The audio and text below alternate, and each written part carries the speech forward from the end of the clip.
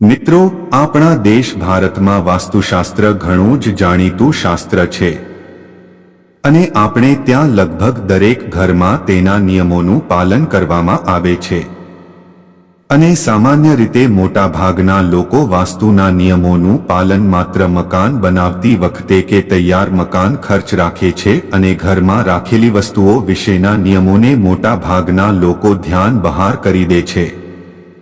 પરંતુ ઘરમાં તમે કઈ વસ્તુ કઈ જગ્યા રાખો છો તેની પણ તમારા ઘરના વાતાવરણ ઉપર કઈ અસર પડે છે. વાસ્તુશાસ્ત્ર મુજબ રસોડામાં ભૂલથી પણ આ 5 વસ્તુ ન રાખવી જોઈએ, કારણ તો વાસ્તુશાસ્ત્રમાં એવું જણાવવામાં આવ્યું છે કે જો તમે રસોડામાં ભૂલથી પણ 5 વસ્તુ રાખો છો તો તમારા ઘરમાં નકારાત્મક ઉર્જા પ્રવેશે છે અને તમારું ઘર એકદમ બરબાદ થઈ જશે. મિત્રો, વાસ્તુશાસ્ત્રના ઘરની અન્ય વસ્તુઓને લઈને ઘણા બધા નિયમો છે, જેમાં તે આજે અમે તમને રસોડા સાથે જોડાયેલા એક વિશેષ નિયમ વિશે જાણવા જઈ રહ્યા છીએ. જો રસોડાની વાત કરીએ તો રસોડું એક એવું સ્થળ છે જ્યાં ઘરના તમામ લોકોનું ભોજન બનાવવામાં આવે છે. ઘરના દરેક લોકોનો રસોડા સાથે કોઈને કોઈ તો સંબંધ જરૂર છે અને એ જ કારણ છે કે તેની અસર તમારા ઘરની બરકત અને આર્થિક સ્થિતિ ઉપર પણ પડે છે.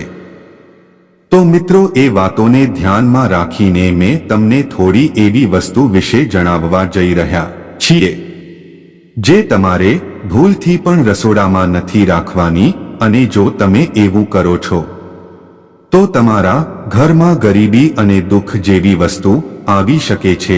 તો આવો જાણીએ તમારે રસોડામાં કઈ કઈ વસ્તુ ભૂલથી પણ ન રાખવી જોઈએ. તો નંબર 1 છે બટાટા. બટાટા એક એવી શાકભાજી છે જેને લગભગ દરેક જણ પસંદ કરે છે અને આ ઉપરાંત બટાટા એ મધ્યમ વર્ગના પરિવારનું મુખ્ય ખોરાક છે. પરંતુ શું તમે જાણો છો કે બટાટા પણ ઝેર બની શકે છે? જો તમે ક્યારે ધ્યાન લીધું હોય તો બટાકાને ટોચ પર લીલા પ્રકારનો જે ફળબો બહાર આવે છે અને તે સતત વધ્યા પછી તે આરોગ્ય પર ખરાબ હુમલો કરે છે, તેનું સેવન તમે બીમાર પણ પાડી શકે છે અને આ ઉપરાંત તે તમારા મૃત્યુનું કારણ પણ બની શકે છે. તેથી ધ્યાનમાં રાખો કે બટાટા લાંબા સમય સુધી રહેવા જોઈએ.